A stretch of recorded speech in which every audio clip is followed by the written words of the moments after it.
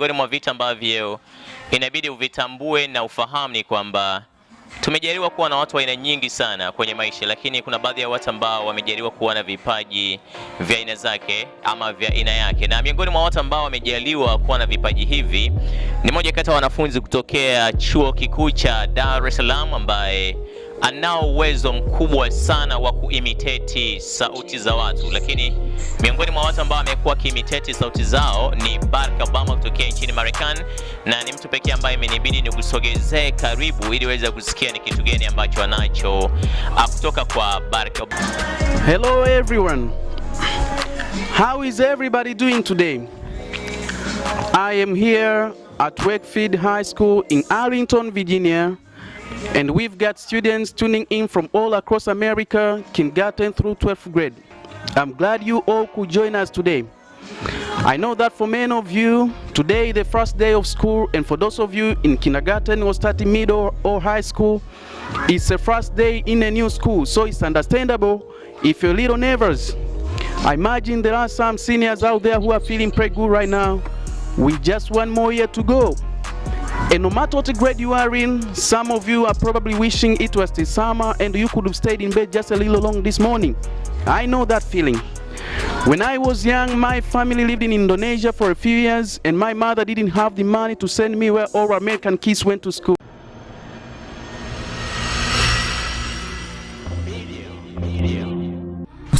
Usisahau kusubscribe, kulike na kucomment. HBTV.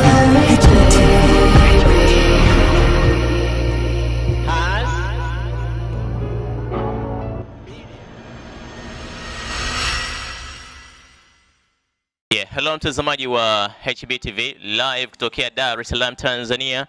Of course leo nimewasogezea mtu ambaye amejaliwa kuwa na vipaji vya kipekee zaidi, na miongoni mwa vitu ambavyo inabidi uvitambue na ufahamu ni kwamba tumejaliwa kuwa na watu wa aina nyingi sana kwenye maisha, lakini kuna baadhi ya watu ambao wamejaliwa kuwa na vipaji vya aina zake ama vya aina yake. Na miongoni mwa watu ambao wamejaliwa kuwa na vipaji hivi ni moja kati ya wanafunzi kutokea Chuo Kikuu cha Dar es Salaam ambaye anao uwezo mkubwa sana wa kuimitate sauti za watu, lakini miongoni mwa watu ambao amekuwa kiimitate sauti zao ni Barack Obama kutokea nchini Marekani, na ni mtu pekee ambaye imenibidi nikusogezee karibu ili uweze kusikia ni kitu gani ambacho anacho kutoka kwa Barack Obama. Of course niko naye hapa bro.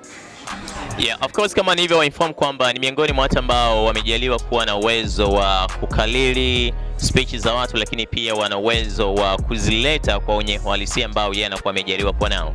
Bro. Yes. Mambo ni aje? Fresh kabisa. Uko fresh? Niko fresh. Bwana, mimi nimesikia uwezo wako, ikanibidi nikutafute, na kwa bahati nzuri pia nimekupata, lakini imekuwa ngumu. Kawaida. Masomo yamekubana, yamekushika, ama ni nini ambacho kinakufanya uwe busy? Of course masomo yamebana, lakini kama hivi tunapata nafasi tunafanya extracurricular activity. Miongoni mwa vitu ambavyo kwa upande wako unavipenda kwenye hiki ambacho unakifanya na ambacho kimenifanya ni kutafute, ni kitu gani haswa? Ni inspiration zilizopo katika hizo speeches ambazo ninazifanya. Mimi binafsi zinani inspire na zinanipa nguvu ya kuendelea katika kile ambacho ninakifanya katika maisha yangu. Ni kwa muda gani ambapo umekuwa ukifanya hili jambo, na pia ni nani ambaye alikuinspire labda kufanya? Yeah, mpaka sasa hivi ni kama miaka mitatu hivi. Nilianza nikiwa mwaka wa pili, na nilikuwa inspired na tulipokuwa tunahudhuria kongamano za wanafunzi za TAFES DTS kwa mara ya kwanza ikiwa mwaka wa pili. So nilianza kwa kukalili verses za Bible, chapters mbalimbali. So nikawa nafanya hivyo. Mwisho wa siku baada ya kufanya ile Luka 1 ambayo ina verses 80, baada ya kuweza hiyo, so nikaona kwamba ninaweza nikafanya kitu kingine zaidi. Nataka niambie kwamba umememorize kuanzia verse ya kwanza, ya pili, ya tatu mpaka 80? Mpaka 80. Bwana, huo uwezo ulikuwa toka utotoni ama ndio umekuja huko bwana? Niseme tu kwamba Ukubwani niseme ukubwani. Yeah. Na ni nani ambaye alikuinspire sana kuweza kufanya hili jambo? Labda kuna mtu ambaye ulisha kumuona anafanya hivi, tena ungesema na mimi lazima naifanye. Yeah, mtu wa kwanza anaitwa Brother Stanley na Amos Matajiri. Brother Stanley anatokea hapa chuoni kwetu. Amos Matajiri yuko chuo cha Abat Kairuki. So nilizoea kuwaona wakifanya Bible verses citation. So nikasema ninaweza nikafanya kitu kama hicho pia. Okay. Na leo wana husband ambao wanakutazama right now, umewaandalia kitu gani ambacho inabidi leo tuone like jamani huwa Of course leo nitafanya Barack Obama speech ambayo aliitoa alipokuwa anazungumza na wanafunzi wa Wakefield High School Arlington, Virginia mwaka 2008. So baada ya kuiona ile speech ilini inspire sana, so nikaifanyia muda ndani ya siku 6 nikawa tayari nimeshaweza kuikariri. Yaani ulikariri kuanzia neno la kwanza mpaka la mwisho? Ya neno la kwanza mpaka la mwisho. Kabla tujaenda kusikia kile ambacho labda ulikimeza, mimi nasema ulikimeza. Niambie ilikuwa na kama maneno mangapi hiyo speech? Zaidi ya 3400. Bwana. Jamani mashine ujue. Okay, sawa. Sasa anachohitaji tukifanye, hebu tusikie kile ambacho anacho Bwana Hasbidian. Guys, unaipata natamani tusikie kile ambacho amekiongea, lakini pia kile ambacho anacho, ili wote kwa pamoja tuone huu uwezo sio masiala na maneno zaidi ya 3000. Hatari sana. Hebu ngoja tuoneshe kitu. How is everybody doing today? I am here at Wakefield High School in Arlington, Virginia, and we've got students tuning in from all across America, kindergarten through 12th grade. I'm glad you all could join us today. I know that for many of you, today is the first day of school, and for those of you in kindergarten or starting middle or high school, it's the first day in a new school, so it's understandable if you're a little nervous. I imagine there are some seniors out there who are feeling pretty good right now. We just one more year to go. And no matter what grade you are in, some of you are probably wishing it was the summer and you could have stayed in bed just a little long this morning. I know that feeling. When I was young, my family lived in Indonesia for a few years, and my mother didn't have the money to send me where all American kids went to school. So she decided to teach me extra lessons herself, Monday through Friday at 4:30 in the morning.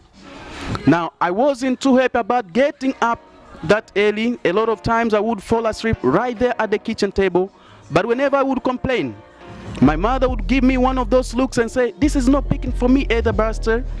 I know that some of you are still adjusting to being back at school, but I'm here today because I have something important to discuss with you. I'm here because I want to talk with you about your education and what's expected of all of you in this new school year. Now, I've given a lot of speeches about education, and I've talked a lot about responsibility. I've talked about your teachers' responsibility for inspiring you and pushing you to learn. I've talked about your parents' responsibility for making sure you stay on track and get your homework done and don't spend every waking hour in front of the TV or with that Xbox. I've talked a lot about your government's responsibility for setting high standards, supporting teachers and principals, and turning around the school that aren't working, where students aren't getting the opportunities they deserve. But at the end of the day, we can have the most dedicated teachers, the most supportive parents, and the best schools in the world, and none of it will matter unless all of you fulfill your responsibilities. Unless you show up to those schools, pay attention to those teachers, listen to your parents, grandparents, and other adults, and put in the hard work it takes to succeed. And that's what I want to focus on today, the responsibility each of you has for your education. I want to start with the responsibility you have to yourself. Every single one of you has something you are good at. Every single one of you has something to offer, and you have a responsibility to yourself to discover what that is. That's the opportunity an education can provide. Maybe you could be a good writer, maybe even good enough to write a book or articles in a newspaper, but you might not know it until you write a paper for your English class. Maybe you could be an innovator or an inventor, maybe even good enough to come up with the next iPhone or new medicine or vaccine, but you might not know that until you do a project. Yeah, Tanzania nadhani mmesikia uwezo ambao anao Onesmo. Ni moja ya watu ambao hivi, unajua kila mtu amepewa kitu chake, ndugu yangu. Kweli. Umetisha. Namshukuru Mungu. Eti. Yeah.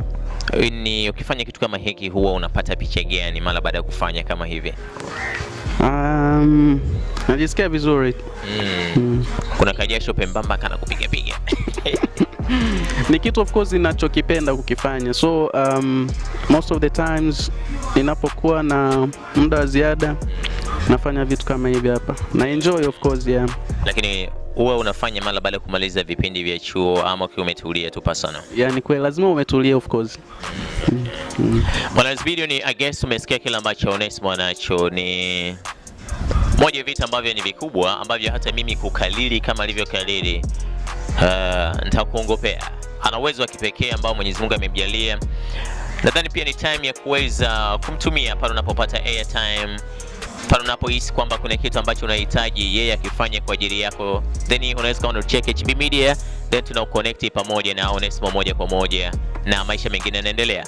Endelea kutune in ndani ya HB TV, na next time pia Onesmo nitamleta kwa sababu aliniambia pia ana vitu vingine nje ya kila ambacho Obama nacho. Onesmo aliniambia una uwezo kukoti watu wengine pia. Yeah, naweza nika quote speeches za Martin Luther King, PLO Lumumba wa Kenya, Nelson Mandela, Mwalimu Nyerere. Kuna Bible chapters na verses pia nafanya quotations za citation za poems. Yeah, hizo nafanya pia. Bwana, mimi nitamtafuta kama itawezekana atupe watu wawili ambao ni wakubwa zaidi Afrika kama sio duniani. Nitahitaji nisikie ya Mwalimu Nyerere, nitahitaji pia nisikie ya Nelson Mandela. Anaitwa hivyo? Yeah. Yeah, mzee wetu pia kutokea Afrika Kusini, nitatamani tusikie kila ambacho nacho kutoka kwa yule mzee wetu. So make sure kwamba umetune in kupitia HB TV, lakini pia usije ukasahau kusubscribe ili next time tutakapoweka pia hiyo speech ya Nyerere ama ya Mandela uwe wa kwanza kuweza kuitazama. Una neno gani kwa wana Hasbidian?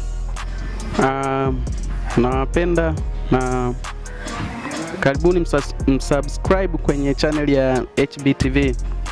Umesema karibuni mfanyaje? What's up? Well, we out.